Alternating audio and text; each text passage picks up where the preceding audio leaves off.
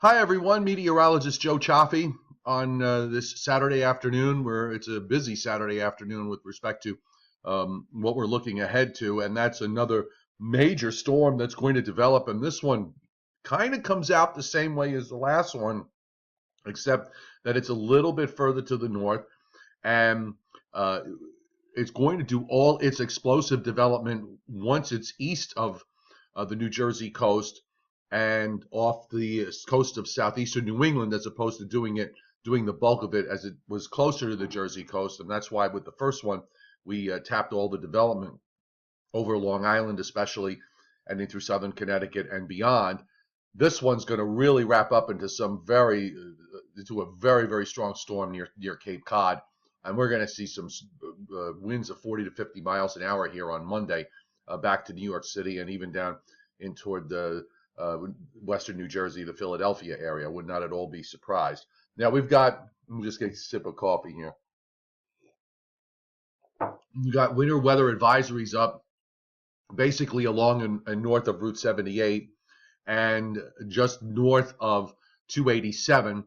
So the northern part of Westchester certainly under a winter weather advisory. All of Rockland County, Orange, Putnam, all Fairfield County in Connecticut, and Sullivan County in New York. The northwestern counties of New Jersey. So we have Sussex, Warren, Morris, and Passaic County, and in eastern Pennsylvania, we have advisories up. Now we've got winter storm watches up for Dutchess and Ulster counties, all the counties in Connecticut along and north of Route 84, which includes Hartford, and in Rhode Island also, except for the southernmost counties under a winter storm watch. That extends it to Massachusetts, all of the state of Massachusetts, most of upstate New York, Vermont, New Hampshire, Maine, you name it, they're under an winter storm watch.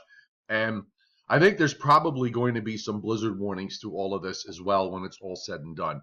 So let me just first off, I want to spend a little time today because one of my primary concerns with my particular forecast area, those of you that are in the New York, New Jersey, Eastern Pennsylvania, Hudson Valley, Connecticut, Long Island, etc., this is one of those situations where 1 degree could throw your forecast off completely. And one of the things that I noticed and also remembered yesterday, you get wrapped up in models for so long sometimes that you forget just some basic thinking. And one of those things one of the important things that I've forgotten is the fact that we have a deep snow cover through all of New England and upstate New York and right down to the coast. And there's this high that's up to the north. And sometimes in instances like this, cold air tries to bleed down.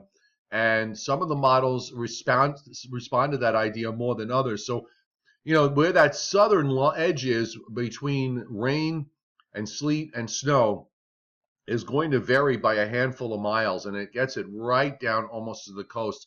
I want to be careful because some of the model profiles, depending on which one you look at, are a little colder. And here's the GFS. Now the low, what happens is, the primary low, it's actually this sort of elongated area of low pressure, one near the northern lakes, and the other low that's down in the, it looks like right in west central Maryland. That kind of eventually, this is going to become the main low right in here, even though it's still on the GFS at least holding on to this the identity of a low in the north. By the time we get to tomorrow evening, precipitation here should be starting to wind down. And you can see it all consolidates into one low southeast of Cape Cod, which the model intensifies. It just kind of rotates around to the northeast and then north and northwest and then southeast as it moves on out. Now, I think the GFS gives a pretty simplistic view. This was last night's run that I just showed you, by the way. So we'll go show you today's. And you can pretty much see the same idea here. This is tomorrow afternoon. I mean, it's got sleet through all of northern New Jersey, snow in the Hudson Valley down almost to the coast, just about all of Connecticut. Now, the GFS wants to change it all to rain and pretty far north. I don't really think that that's the case. I think because of the fact that we have a deep snow cover and the blocking pattern that's developing out in the Atlantic is going to force this high to the north to hold on for a longer period of time. and that's going to allow for I think the low-level cold air to dam down a little bit further to the south. So I'm going to be watching very closely temperatures tonight and tomorrow morning across New England, New York State, and of course locally, because this could be really important. It could make a difference between a coating. It could make it to a couple of inches to a little bit more. This is not going to be a huge snowfall like the last one, obviously, but still makes for a problematic forecast no matter how you look at it. Now, we'll go to the RGEM model. This is the kind of situation where the RGEM should do pretty well. And now we're into, this is tomorrow morning, and there's precipitation breaking out, and you can, by 10 a.m., it's snowing or sleeting. It's pretty much the sleet lines at Route 78, the snow lines at Route 80 in New Jersey, northeastern Pennsylvania, all of the Hudson Valley, even Long Island is all snow. Connecticut is all snow, with a low that's south of Pittsburgh and going to try and push its way down into northern Virginia. So you can see how the redevelopment here takes place.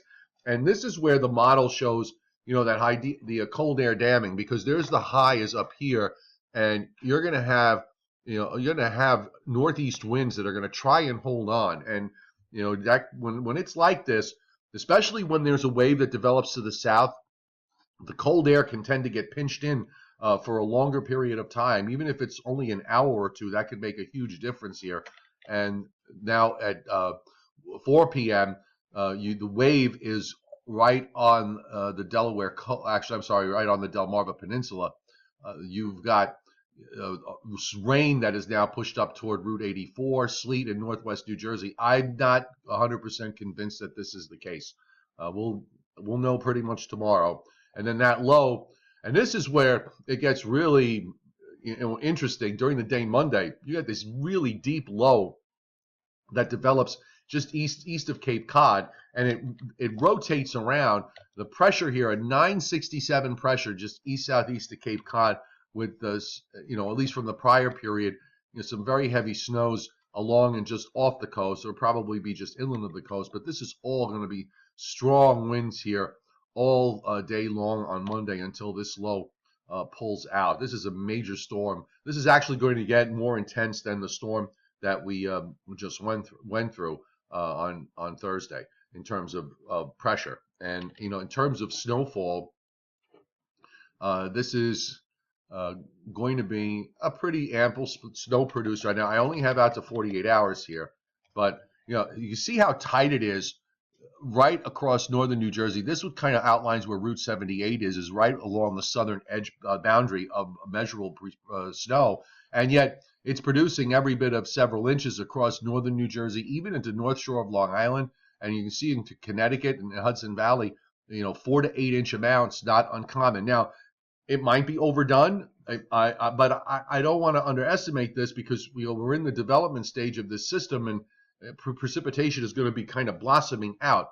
And when we look at the liquid precipitation forecast on the RGEM through Monday, but I'm going to just take on what I'm going to just go with what's being shown through Monday evening, okay? And that's every bit of 1/2 to 3/4 of an inch, and even some pockets of 3/4 of an inch to an inch of liquid. That's pretty substantial, okay? Let's switch to the NAM, and the NAM has 1/2 to 3/4 of an inch. The NAM 3 kilometer, a little bit less on the NAM 3 kilometer, and we're going to check on why. This has 1/2 to 3/4 of an inch north of New York City, with lesser amounts to the south. The NAM 4 kilometer, 1/2 to 3/4, they're pretty much in the same ballpark. And in terms of snowfall, okay, so this is the NAM 4, which has the southern edge of measurable snow a little further south. I mean, not almost to Route 195. Not much for Long Island. Several inch amounts in northern New Jersey, in the Hudson Valley, and in southern Connecticut, and higher amounts as you go probably north of 84. It looks like some 6-7 inch plus amounts there. And that's the NAM 4. Let's go to the NAM 12. Almost identical on the NAM 12. So the NAM 12 and the NAM 4 are pretty close.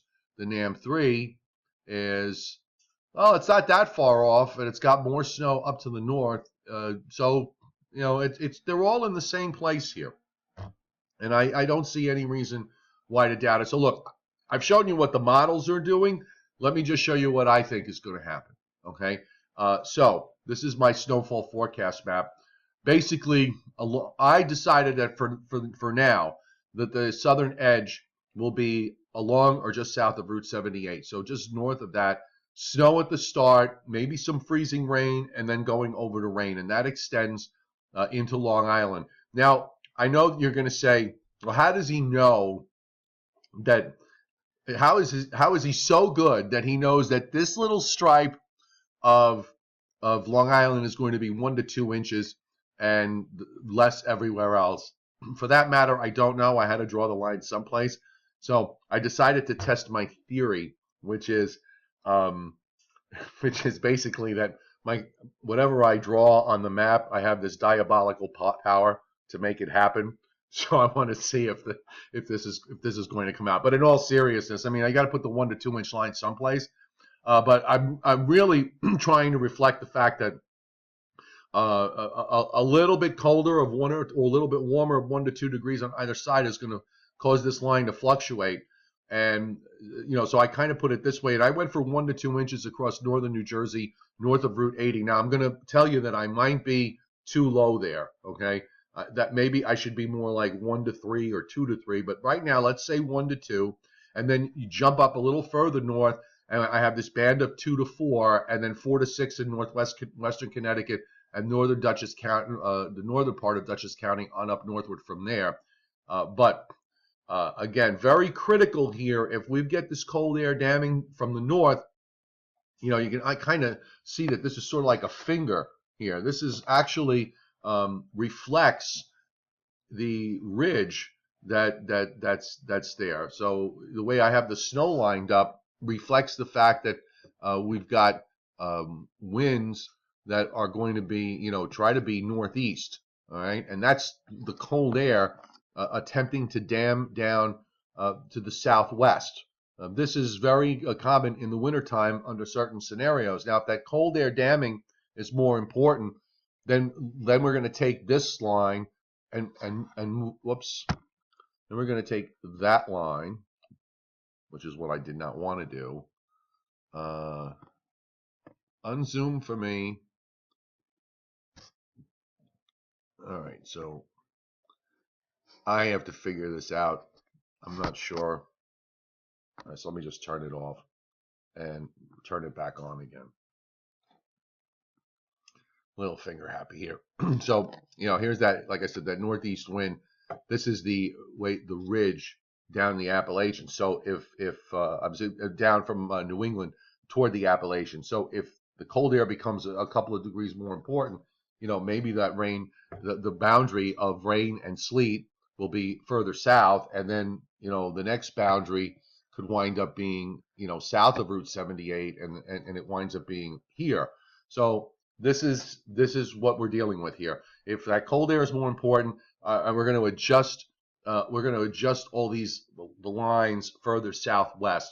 For now, I'm happy with this, and we'll see how it plays in the meantime. So there's my snowfall forecast map. We're going to leave it here for now. I know there's been chatter about the long range for Thursday. I didn't really want to get too into it yesterday or even last night in one of my website posts, because I have this philosophy that when there's multiple systems around, you deal with one at a time, and I'm primarily focused on this. I did look and happened to see that the models were less bullish overnight.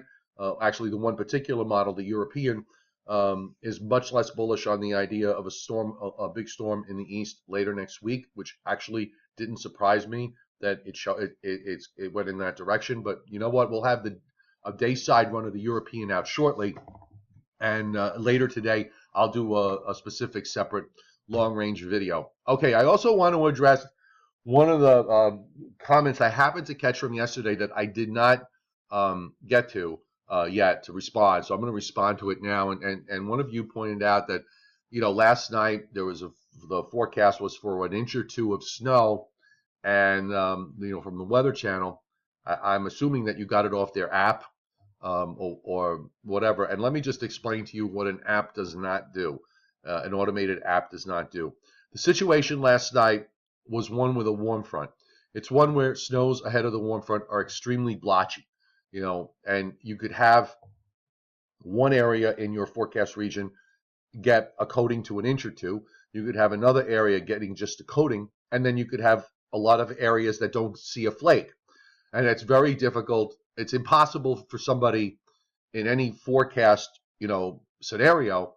I'm not able to, I'm not good enough to sit down and draw a map, take a map. If I think it's going to be, snow in say a 25 square mile area, and just in that 25 square mile area, and then if you live around it, you don't get anything. Okay, nobody's that good. So, an app is going to just basically tell you, it's going to say chance of light snow, and it's not going to give you the specifics of the forecast.